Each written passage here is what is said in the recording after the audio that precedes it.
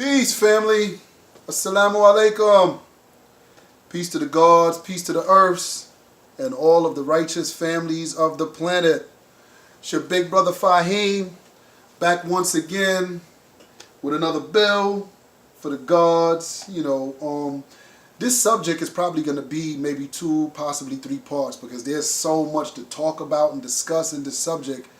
It's just, but over the past few years now, I've been hearing a lot of talk, just about, the Illuminati, the secret societies, the shadow government, they putting the chip inside of human beings, and the rift chip in their hands and they foreheads, and the heart program, and they controlling the weather, and a lot of times I'll be listening to these dudes like, have you did any type of independent research or any type of, independent studies or whatever to look into these, conspiracies to see if they really exist or who these people really are? Nobody's never really done that. They just hear and they recite back what they've heard from others without doing the adequate study, which is not a good thing. So this subject that I want to deal with today basically is going to be called, who is the 10% in the history of the secret societies or the Illuminati? Some of the books that I'm going to be coming from is, of course, you have to know something about melanin in order to understand, the secret societies and why they function the way they do. Their psyche is the way it is. This is another good book from another great sister, R.I.P. to Sister Dr. Frances Cress Welding. She did this book called The ISIS Papers, and woof, she talks a lot about the symbolism and stuff like that a lot of these groups have. She breaks that down for you as well and talks about, genetic annihilation, of whites, and then I also have a book. This book is by a white guy, called The Biggest Secret, by a man by the name of David Icke, who's a, Caucasian guy from out of England, Europe, and good information in his book. He ties in a lot of things. Only thing I don't follow in his book, or I don't really, subscribe to, is when he's talking about reptilian human beings and reptilian creatures walking the planet on 2 legs, and see, the thing is with white people, they're not really going to give you the teaching of the Illuminati or the secret societies in the way that it should be taught, because then they would be turning a mirror around to themselves. They'd be talking about themselves, because most of the people, occult worshippers in these secret organizations, are mostly white people. You see what I'm saying? People whose brains lack neuromelanin. So their main focus in life is world domination. See, while we trying to go take over a little block, me and my homie trying to take over a little street, or we trying to take over this building. What was that movie where they took over the building, the drug dealers, the Carter, New Jack City? Yeah, while we thinking about little, minute things like that, these guys are thinking about taking over nations, governments, countries, run the whole, This is the level that they're on, a more higher level.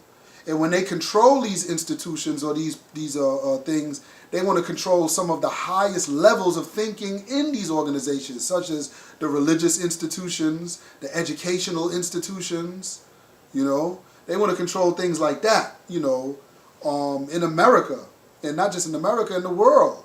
As far as the fashion industry, the music industry, any type of thing that light can possibly be transferred to the mind of the original people, the black people, they cut it out. You know what I'm saying? They stop it before it even starts.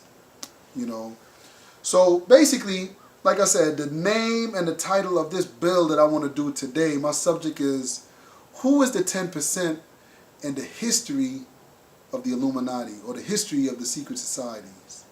You know what I'm saying? In order to get some of the history, of course, or to take it back to the beginning of this occult practice and worship, you have to know something about, Nimrod.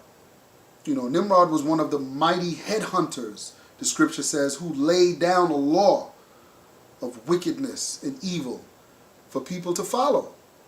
He was born December 25th, 2,059 years before the birth of Jesus Christ. In the Asiatic world, on the Asiatic calendar, that would be 10,994, according to the Asiatic calendar. But Nimrod was one who in Mesopotamia began to promote idolatry, worshiping other things as God beside the own God that is within you.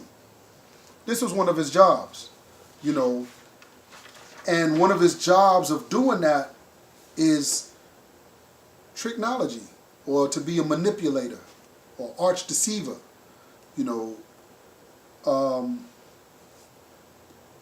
Many people will be shocked to know that ancient witchcraft has been revived and modernized among the young people today. And what is the religion of the same? And what is the religion of some of those who control the wealth of this world? He says their covens or churches are federally recognized as tax-exempt churches, and they enjoy the same rights under the protection of the law as does anyone else. It says witchcraft is the biggest rival religion of Christianity. So they're saying witchcraft is a religion now. They said witchcraft is the biggest rival religion of Christianity in England and here in North America. This revised and modern form of witchcraft is today called Wicca. It's from the feminine form of Old English word Wicca, which means witch, basically. In Dr. Frances Cress Welsing's book, she talks about the 10%. But in our lessons, before we go to that, let's read who the 10% is. In our lessons, it teaches us that the 10% is the rich slave makers of the poor, who teach the poor lies to believe that the almighty true and living God is a spook and cannot be seen by the physical eye, otherwise known as the bloodsuckers of the poor. So the preacher man is not no, 10%. He's 85%er, just like everyone else. Or the imam or whoever. Ooh, excuse me, family. Just like everyone else, he's a 10%. Dr. Frances Cress Welsing, in her book, she mentions white genetic annihilation. And she says all of the non-white people are genetically dominant in terms of skin coloration compared to the genetically recessive white-skinned people. These very disturbing individual and group destructive pathological forms of behavior are the direct and indirect byproducts of a behavioral power system fundamentally structured for white genetic survival locally and globally, she says.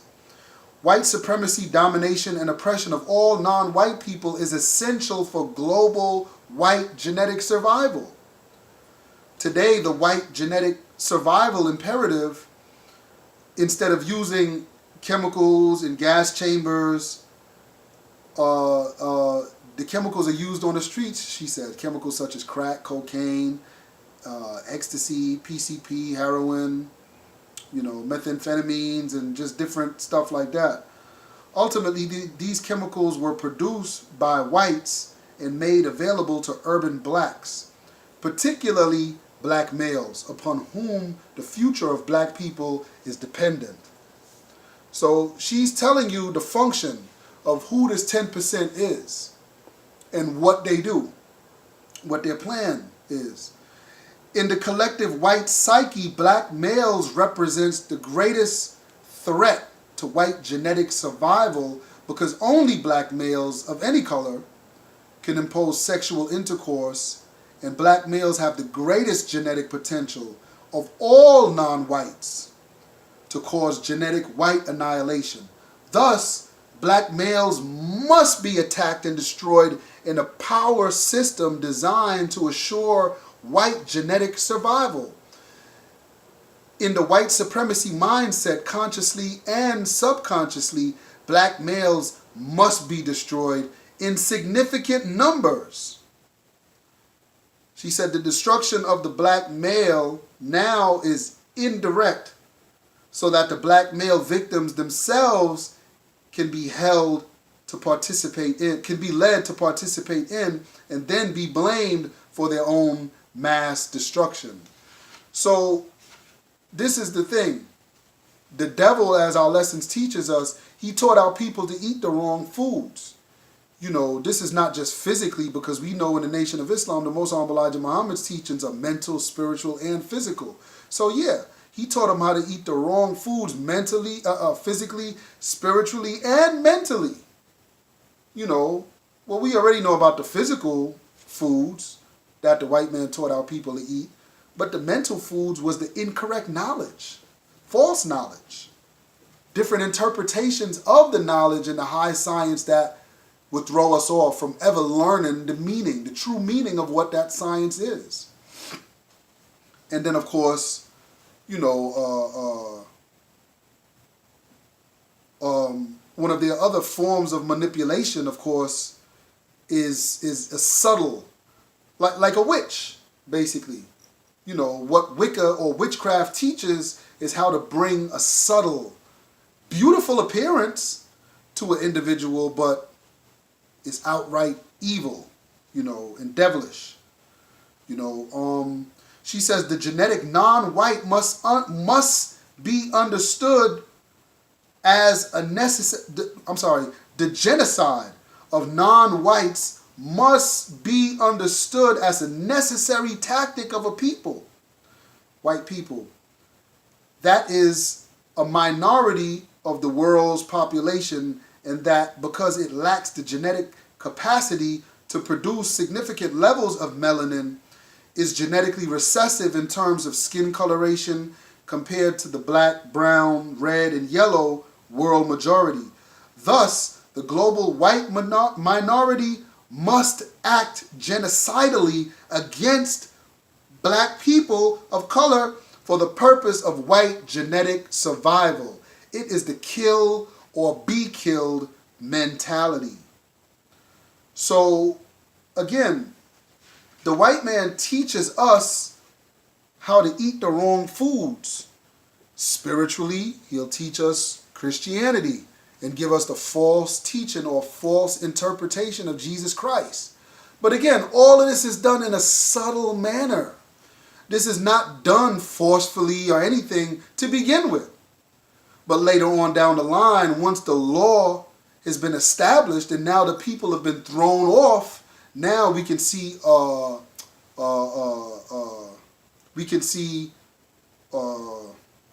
enforcement of those laws or those practices being carried out now on certain individuals. So just to quickly talk about brain and the human brain and some of the functions that we know of melanin and what makes this people act in such a, you know, crazy psychological way. What makes white people act as such? Well, what is the potential of melanin? You know, some of the known potentials that we know, it says melanin can organize itself and other chemicals and show the potential to reproduce itself. It says melanin can cause altered states of consciousness. You know, melanin granulates are central computers and may analyze and initiate body responses and reactions without reporting to the brain. Another function of melanin. Melanin's ability to absorb light, sound, from music or whatever, and magnetism causes the black human to show physical, mental, and chemical abilities, or to behave culturally and socially like light, sound, and magnetism. So in other words, we are light, sound, and magnetism, human beings. We're basically light slowed down. This is what human beings are. Melanin allows us to act in that manner as light. It says melanin is centrally involved toward keeping the black human conscious and aware mind. Melanin also is responsible for the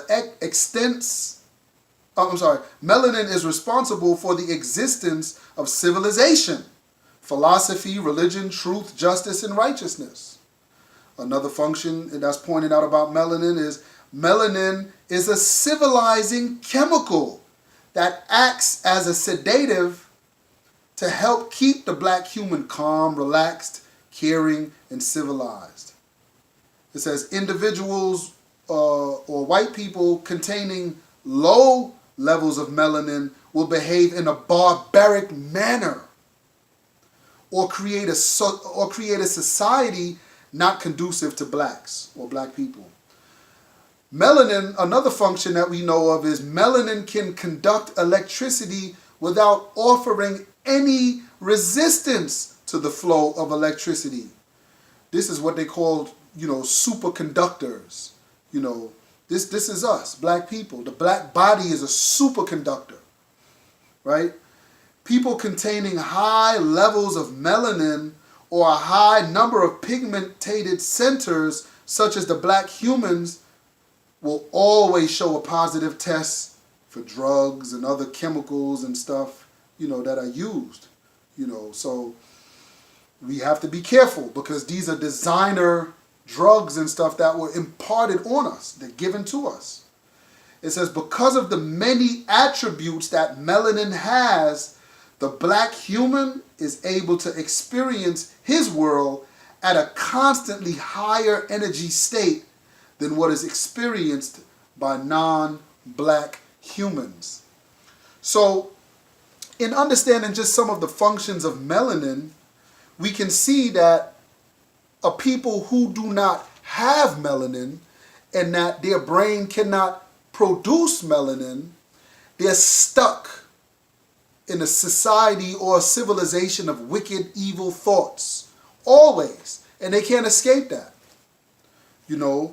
It's so deeply embedded in them until now it's in their DNA. It's in their DNA. It's in their very being. And this is the reason why we say it's the nature of white people to be evil. Not act evil. Black people, we act evil. But they are evil. It's a difference. The white man doesn't have to act. You see what I'm saying? So occult worship and some of the histories of the satanic evil that's practiced was put in formation by Nimrod and another man named Yaqub, as the Most Honorable Elijah Muhammad teaches. One of Yaqub's one of his reasons for making the devil, in the 24th degree in the Lost Found Muslim lesson number 2, or we call the 5%, what we say as the 1 to 40, the 24th question is asked, what was his idea of making devil? It says, it was predicted of him that he would make a devil 6,400 years before he was born. So he was born with a determined idea to make a people to rule for 6,000 years. He was born with a predetermined idea. So now when we go back to the essence of the Creator himself and creation, and how the black man, how we formed ourselves out of the material darkness of this universe. Triple stages of darkness. That dark matter or dark energy had material in it. So when the two came together, it began to form, and friction caused. As that friction began, it spun an atom of hydrogen into existence. You know, the Most Honorable Elijah Muhammad said an atom of water sparkled in the darkness of our universe and then imploded and then exploded. You know, it shot out. So we see all that we see today. So the original man was created from the dust of the earth, as the Bible says. In the Holy Quran, it bears witness to what the Bible says. And in the Quran, it says that he was created from black mud. You know, hamiyat is the Arabic word used. Black mud fashioned into shape. So we know that after the original man created himself, self-created himself from out of this universe, then out of this earth, he realized, wait a minute, I have a second self, you know. And his second self, of course, was his feminine self, which was the black woman. But then he said, wait a minute, there's another, you know, individual in me that has to be drawn out. This is the white man, the Caucasian man, or Yaqub's grafted devil. So all of the 23 elders, or the 23 or the 24 scientists that we learn about, they were all born with predetermined ideas. Master Fard Muhammad was born with a predetermined idea at the age of 6, as Yaqub at the age of 6 was born with a predetermined idea. He knew that it was something in him that was a defect in him, because what it was causing him to do was, as a black human being, fully melanated in this universe, in his mind, it caused him to rationalize truth using falsehood. This is what, as Minister Farrakhan referred to in our study guides as deceptive intelligence. The atom or the atom had deceptive intelligence. You see what I'm saying? He had to look within himself now and learn that and understand that. During his life, he may not be able to get it out, but as time goes on, one will be born with a predetermined idea that, yo, I got to get this devil up out of me.